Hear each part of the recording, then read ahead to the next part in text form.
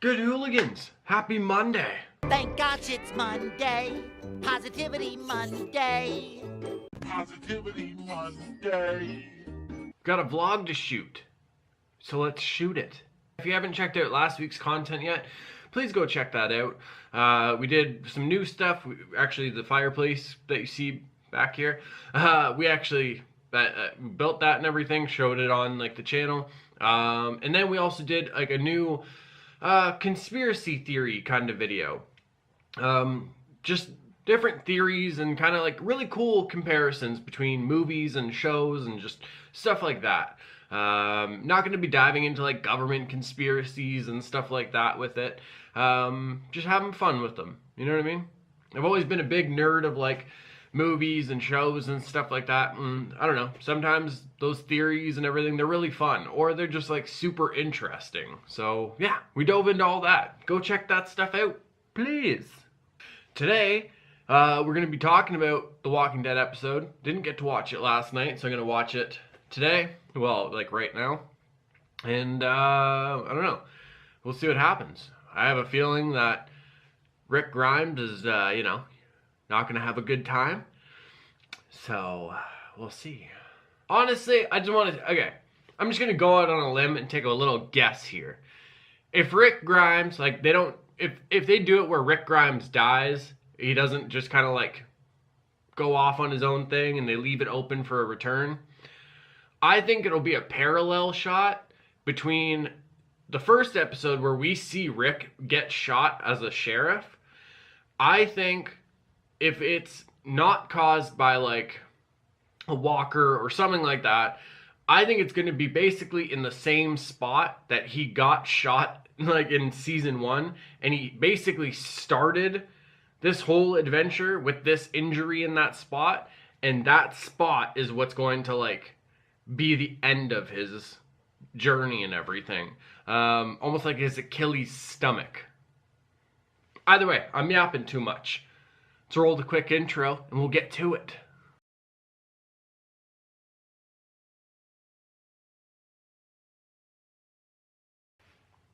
Well, since you're over here, let me show you something. So last night I got my craft on. Check this out. Painted up a couple little like logs and stuff for the fireplace. You know what I mean? Some like white marks so it looks like the ash and all that. Let's see if we can get a better look. See? We got the red and like a couple little orange flecks like along the where the glue line was. And then I'll basically have like lights going there so it'll look just like embers and everything. Show that one again. Oh, yeah.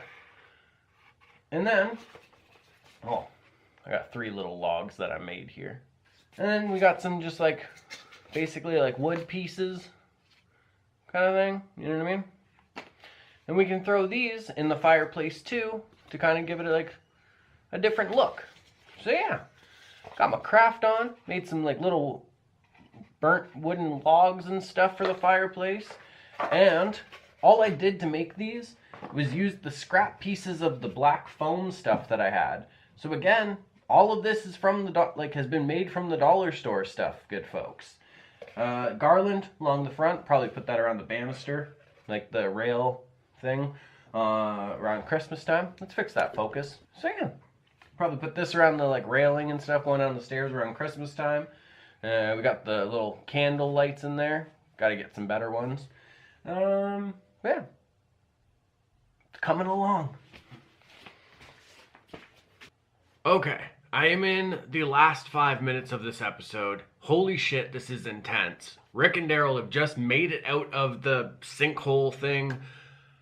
Let's live this together. I'm not going to put the footage on the screen just so like I can avoid, 1, any like copyright things, 2, just so there's no like just spoilers right out there, you know what I mean? Anyway, let's do this.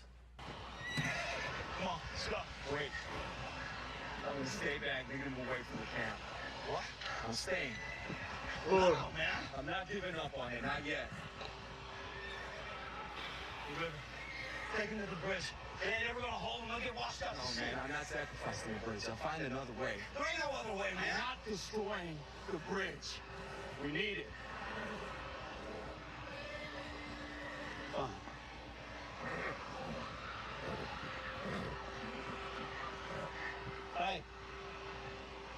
Be safe. You too. I think Daryl knows that he's not going to make it. Oh, God.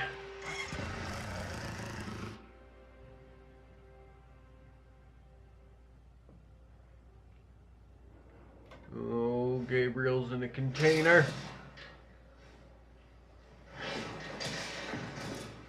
Probably will just put the footage on the screen since I'm fucking talking about it all.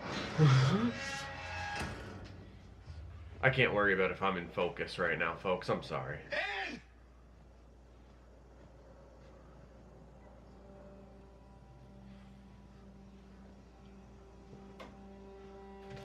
Ugh, poor Gabriel.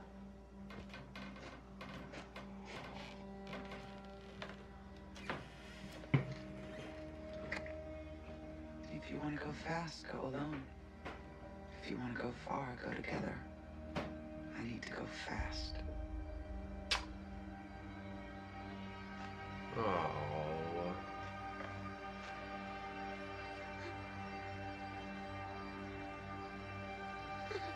That's so friggin' sad. Game day was finally here. The boys and the girls were so excited. They washed their faces, they brushed their teeth, and they put on fresh, clean uniforms.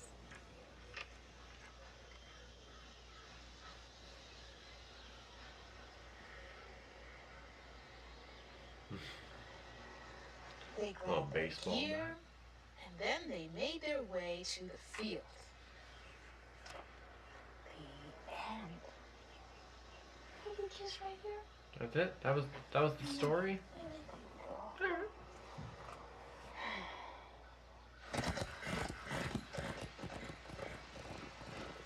Uh-oh. SpaghettiOs. Oh, goodness. Move the chair up here.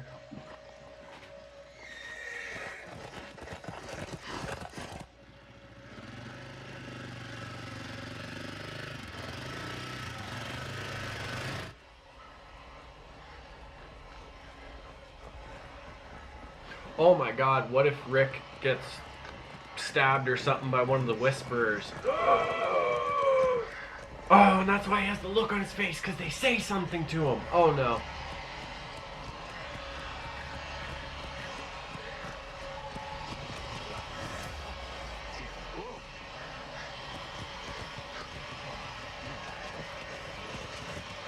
Oh no.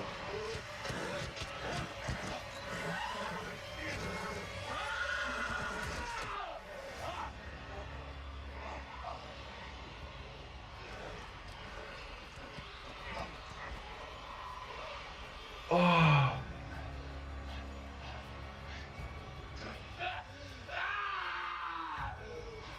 Fuck. Oh.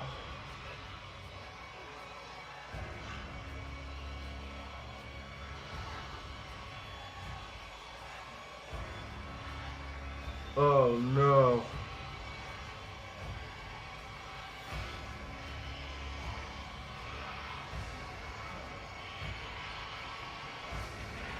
Oh, that fucking sucks.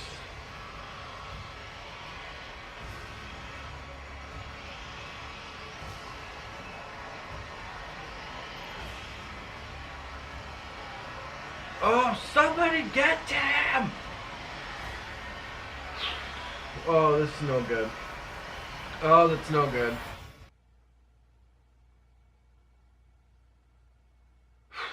Okay, so before we talk about like this episode, I just watched the trailer for next episode, which is dubbed Rick Grimes' last episode, and it looks amazing.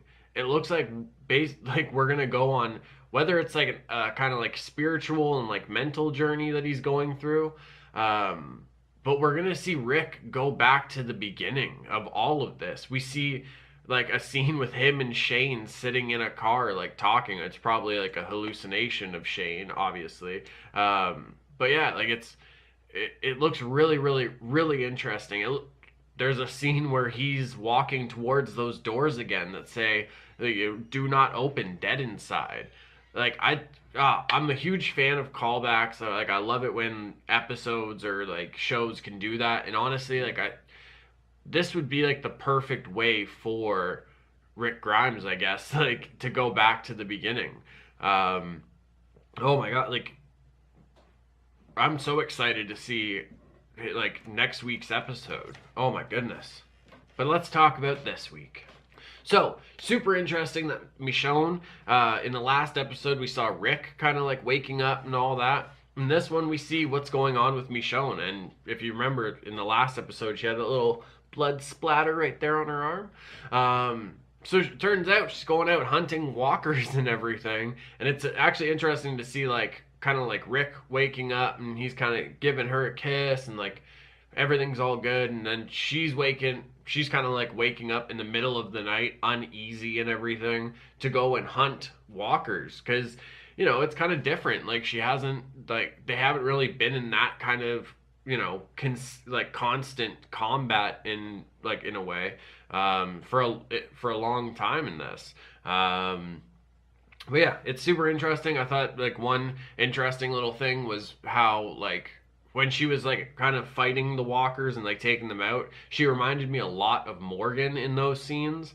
I don't know if anyone else got that, but who knows. The music, when everything's like speeding up during the daytime scenes, to me that was kind of like it was like signifying the uneasiness, like kind of building up inside, you know? Because then we would cut to the night scenes and it would be her kind of like using the only outlet she really knows at this time to like get rid of all of that. Now I'm going to move on to Negan, because they actually have him and Michonne in this episode have a connecting thing. With Negan, it definitely feels like he's still trying to work his trade system with like people. It's like, you know, you stay with me and talk to me and I will eat, but if you don't, then I'm not going to eat, basically. Yeah, but also it's one of those things where you kind of see like, I don't know, I can't help but feel like you see his loneliness and his like vulnerability in these moments now. Also, like Jeffrey Dean Morgan, when he first came on as Negan and everything, like I was super like stoked. Like he was, I don't know, to me I thought he was awesome as the character. And just seeing this other side of the character like portrayed in the show, I think Jeffrey Dean Morgan is, I don't know, like I'm not super familiar with his work except for Watchmen and stuff. I didn't really watch Grey's Anatomy or Supernatural, so I don't know. But in The Walking Dead, at least, I think he's doing great. Again, showing like this vulnerable side of Negan and making him like just appear 100% human is amazing. I think he's doing, I don't know, I think it's just being executed really, really well. But when he mentions to Michonne, like, you know, you're kind of the same as me, because like he understands like what she's doing at nighttime and everything, like going after the walkers and everything like that. I don't know, I kind of feel like he is right, but she isn't ready to accept it in a way. But maybe she does have a point as well, where like he's just trying to like desperately connect with her in like a last chance effort. It might be a mix of both, but I do think Negan is on to something, like when he mentions that to Michonne. Real quick, because it's like a super quick thing. Man, Gabriel and Anne, I feel so bad for Gabriel. I definitely, like, I don't know if he was her like ticket to the Commonwealth or something more, who knows. But man, he's turned into one of my favorite characters between last season and this season. Like, I was just so excited. I thought he had like found love and whatever. It just, feel so bad for Gabriel. But yeah, I hope he figures it out. And I hope he gets back to Alexandria or somewhere. Like, oh fuck, he's just in the middle of the like fucking garbage land. I don't know what happened like with Carol and the Saviors. We didn't see how all that really like went. Hopefully no other people died, because we already got to say goodbye to Rick Grimes in the next episode. We can't have an overload of all that. All right, Rick and Daryl, we got to talk about this, because I honestly, like, they're at odds with each other, and it's one of those things where I get both sides, but in a way, like, I don't know, it's one of these things, like, Daryl went through a lot, especially with Negan, like being fucking basically held captive by him and paraded around, just like he said. I don't think Rick really understood all of that. And obviously Rick has like his things with Negan, but like they have different reasons and they have like the different motives, and it's one of those arguments where you can understand both sides when you look at everything. But okay, so in this episode, maybe it's just because like as fans we know it's Rick Grimes' final episodes, but I feel like Rick was kind of giving off this vibe like he kind of knew that he wasn't going to be like around much longer, whether he died or he just left. And he's kind of trying to make sure that everybody is going to be okay and like before he leaves, if that makes sense. I don't know. I could be looking too much into it though. So when him and Daryl get to actually like finally say their sides to each other, for me, I don't know. They both made sense. They both like kind of opened up with each other because they are like brothers at this point. But at the same time, it's kind of too late and things have been pushed too far. I think it's one of those things where it's like the boundaries have already been crossed and there's kind of no turning back at this point, especially with like Maggie going to Alexandria to fucking probably kill Negan. And I don't know what's going to happen with Maggie, because I know Lauren Cohen, I think she's only in like 6 episodes or something. Like, I think Maggie's supposed to be kind of leaving, but like on an open-ended kind of thing. So we'll see what happens. One final thing I want to mention, the scene where Daryl is reaching up and they keep showing the walkers reaching up as well. That was a super interesting scene because it's like Daryl is reaching for life and the walkers are reaching for death, basically. And I don't know, I just thought that was a really like interesting scene, a really cool scene. Like, man, Angela Kang is just she's amazing.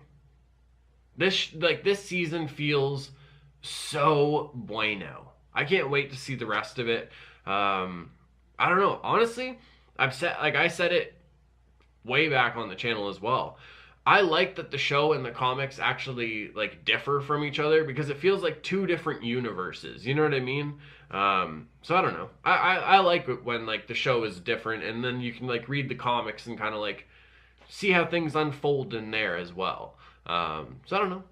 I understand that some people have their preferences, but for me, I actually like the way the show's going, and I'm very interested to see like how everybody reacts and where things go after Rick Grimes, after Rick Grimes probably dies.